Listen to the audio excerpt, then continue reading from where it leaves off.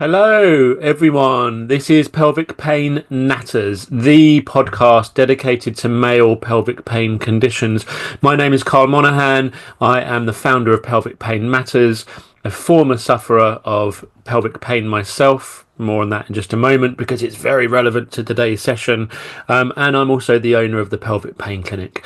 These podcasts are designed for you to help you navigate your journey in recovery, to help support partners and loved ones, to give them an idea as to what's happening for you, as well as helping support and allowing therapists who treat this condition to thrive, to look beyond just the pelvic floor in the answers and recovery from pelvic pain. So this episode will be a mini series looking at time. Time is a big factor in this condition for many, many, many, many reasons. That might be the time in my life that the symptoms happened. It's always unfair. No matter how old you are or how young you are, it's always unfair that they happen at that time. That's one factor. Again, I'll explore lots and lots of these with you.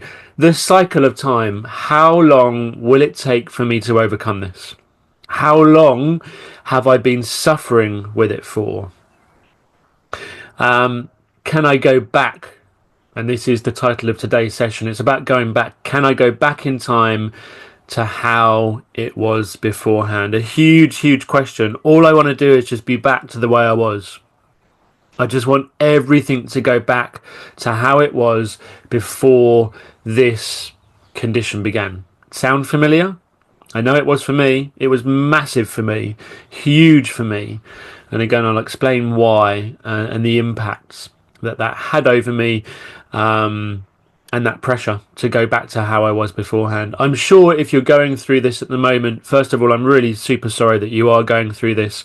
But this is a necessary conversation to have. I'll be honest, as I always am, because I think that's really important. And we'll go through a little bit of humour and fun and transparency and vulnerability. And there's an invitation for you here, not to a party, not round mine, but an invitation for change. An invitation to try something different. All right. I was looking up beforehand. Where's it gone? I was looking up songs and resources and media around time and turning back time, and the thing that popped into my head, and it's still there, it's still in my head now. And again, I know I'm showing my age, I know that's happening. All I can think about is Cher's Turn Back Time. If I could turn back time, if I could find a way. Now, that's about breaking someone else's heart, about saying things that they shouldn't have said. I don't know why I did the things I did. More on this in a moment. I don't know why I said the things I said. And then it goes on to speak about, I didn't really mean to hurt you. I didn't want to see you go. I know I made you cry, but baby, listen, I'm not going to sing it to you because you really don't want that to happen. All right. If I could turn back time, I'm sure you've asked the question itself, how can I turn back time? How can I get back to being where I was beforehand? And we can't turn back time. There's the first truth. We cannot turn back time. We are not we're not Marty. We're not Marty McFly. We're not Dr. Emmett Brown. We don't have flux capacitors. We don't have a DeLorean. Again, I know I'm showing my age. For some of you, this will make lots of sense. For others, you might need to look this up. But that's okay. This is Back to the Future, a film from 1985. I was 8 years old at the time. But it's iconic. And in the film, they learn to turn back time. They learn to go back to a former era to save his parents. I think that's what happened, and therefore save his future self. Anyway, why am I saying these things? Because we don't have that capacity. We don't have the ability to go back in time. And the first of these truths is we can't go back. Let me explain my case and what I went through and how much this destroyed me. And then I want to fast forward to where I am now. And I'm going to give you some other examples of other guys that are going through this at the moment. Um, People I've spoken to, even today and yesterday, I'm going to use some examples of. Everyone wants to go back to where it was before all this, I'm going to swear, bullshit began. I just want it to be normal again. Wouldn't that be much easier? We don't have to go through, and maybe there's some blame and some shame and some guilt wrapped up in here. Maybe if I didn't say that thing to that person, then I wouldn't have gone on and done that. Maybe if I hadn't have done that thing, then I wouldn't have ended up where I am now. If only I hadn't had that one night stand. If only I hadn't have gone and taken that thing, whatever it was. If only I'd have given myself permission to go, I just need to go and pee now, and not hold it in for hours and hours and hours. Whatever it might have been, whatever your triggers were, they're unique and specific to you. Being a little bit nicer and kinder and more patient with ourselves, a bit more accepting of what happened, can be really valuable. Really, really valuable. My symptoms came on because I was absolutely hammering my body. I was caning it. I was taking all kinds of drugs and drinking and smoking. I was having an amazing time, an incredible time, but it could only go on so long. So my blame, my guilt was if I hadn't have gone out clubbing that weekend, if I hadn't have taken those extra pills, if I hadn't have put my body in such a state of distress. And there were other factors going on, right? But that kind of feels a bit like the icing on the cake. There were other factors in my layer cake, including poor sleep, not eating very well, not managing and dealing with things that were stressing me out, burying them, pushing them down, not exercising. There were multiple layers in my cake. And I think that weekend, going out clubbing, was just the icing on the cake, the thing that pushed me over the edge. And I lost a testicle. Infection. The infection that I got was non-sexual related, no STD, no STI. But my body had become so worn down with my antics, my behaviours, that it got me to stop. Got me to stop my partying ways in the best way it possibly could, through giving me a horrific infection that ate away at my right testicle. It wasn't operated on. There was nothing to operate on. By the time I got on my 4 days of IV antibiotics in the hospital, the testicle, when I went in there, was the size of a grapefruit, the size of my fist. And by the time I came out, some 5 days later, the tissue was swelling. The tissue swelling was reducing, but the infection had eaten away at all of those fine tissues on my right testicle. Sorry for the fine detail. I'm just laying this out for you. I'm sorry if that's triggering for you, but for me, I felt I was deformed. I felt that I have done this to my body. I don't have a right testicle. How will I ever be seen to be attractive to anyone ever again? How can I have a relationship? How can I have sex? How can I have kids? How can I get married? How can I do any of those things? And all I wanted to do was to turn back time, to go back to all before all this began and try and make a different choice. Now, fast forward 20 odd years, and here I am. I have a beautiful wife. I have two incredible children. I am married. It's 13 years this year. We've been together for 18, I think it is, or 19. I had several relationships and several sexual partners before I met my wife. And things worked out all right. All right. But we fear that they won't, don't we? We fear that we have screwed ourselves over, that life can never be the same again, that I'm never going to be able to have ... And we put those barriers in, and we put those expectations and those judgments and that criticism upon ourselves. And that wears us down. Not only do we have the symptoms, not only do we have the stress and maybe the blame and the guilt about what happened, but then we're putting these restrictions and limitations. How can I ever have that in my life again? Whatever that might be. That might be a sporting activity. It might be a job. It might be the ability to sit down. How can we ever have those things in our life again? And it adds to the woe and the distress and the destruction that this condition can give to us. All I wanted to do was turn back time and go back before all this happened and make sure I didn't make those choices again. Maybe I was meant to make these choices, all right? Because it certainly drove me towards having the career that I have now. But let's put this in perspective. Let's give you some other examples.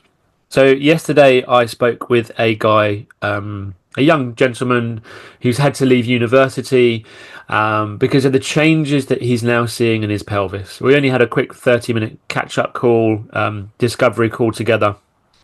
And his parents are in the background, and the distress he's had his symptoms now for 3 months, and there is pain, but there's also changes to his penis, and he is petrified, absolutely petrified. And his words were, "Will this ever go back to where it was beforehand?" And I said, "I need to be honest with you. I don't know where this is going to go. All right, but and this is a difficult conversation that I have with patients all the time. We can't go back.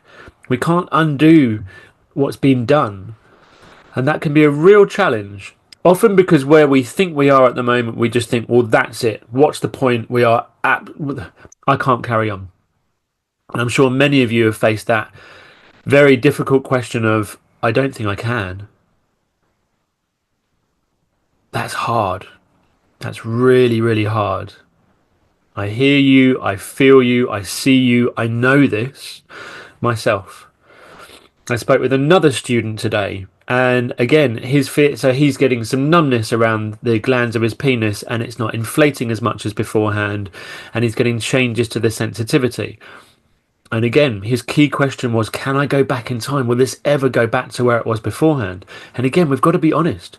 We can't go back in time, but you can overcome this. All right, you can move forwards from this. You can beat these symptoms. You can overcome the symptoms, and it may not be how you were beforehand, but we will never be how we were beforehand. Let's lay some context here as well. I can't ungrow my grey hairs. I can dye them. I can put something on top of them and pretend it's not happening, and there's nothing wrong with that. I can't ungrow these grey hairs. They're now growing. I can't unwrinkle these wrinkles. I can put stuff in my face to stop them from being there, but they're still there. I can't unbreak my arm or unbreak my jaw, unbreak my collarbone or my fingers. I've broken quite a few bones in my life. I can't undo the things that have happened, but what I can do is I can learn from them. Now, the word I'm about to use has loaded connotations, but I want to explore them with you just briefly. Because again, we're going to build upon cycles of time. We're going to build upon the factors of time in recovery with you in this mini series about time. The word I'm going to use is acceptance. Can there be an acceptance of what has happened, and can we move on from that? Because nothing to do with the wonderful Wizard of Oz, but if we cannot accept and forgive ourselves and let the past go, then it's very likely we'll be stuck in a cycle. Now that sounds, just forgive myself, what, and that's it, and it all goes away? Well, not quite. But acceptance, and sometimes radical acceptance of what's happened, is a major shift changer. And that's not easy. It doesn't mean that all of a sudden I go, I forgive you, and everything's all right. That's a learning process in itself.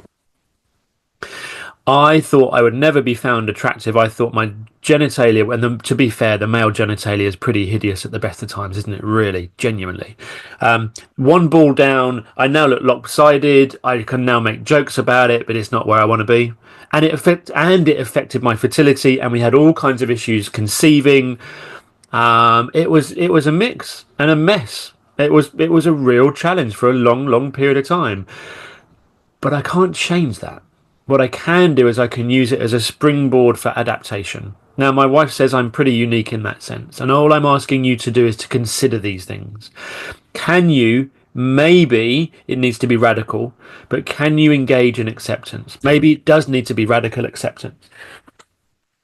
Sorry for that. Maybe it does need to be a complete level of forgiveness. All right, look, I can't go back in time, but what I'm prepared to do here is to move on from this and to be nicer to myself. And I may have missed out on months or years of my life, maybe, Maybe I have. You've still been doing things, by the way, in that time. Maybe not what you want in the way that you want it, but life is still going on. Can you start to embrace life a little bit more?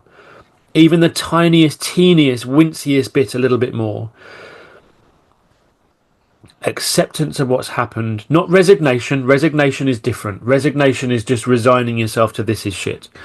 Acceptance is about, it's an invitation to change. Acceptance is recognizing what's happened and going, as tough as this is, I want to have my life back. And I'm prepared to take the steps forwards, accepting what has happened, because where I am right now is not where I want to be. Can you be open to moving further forwards again? Can you be open to taking that step forwards towards a bigger goal? Because that is huge. That might be going back, and these are big gestures, okay? What I'm about to say, you might be going back and dating again.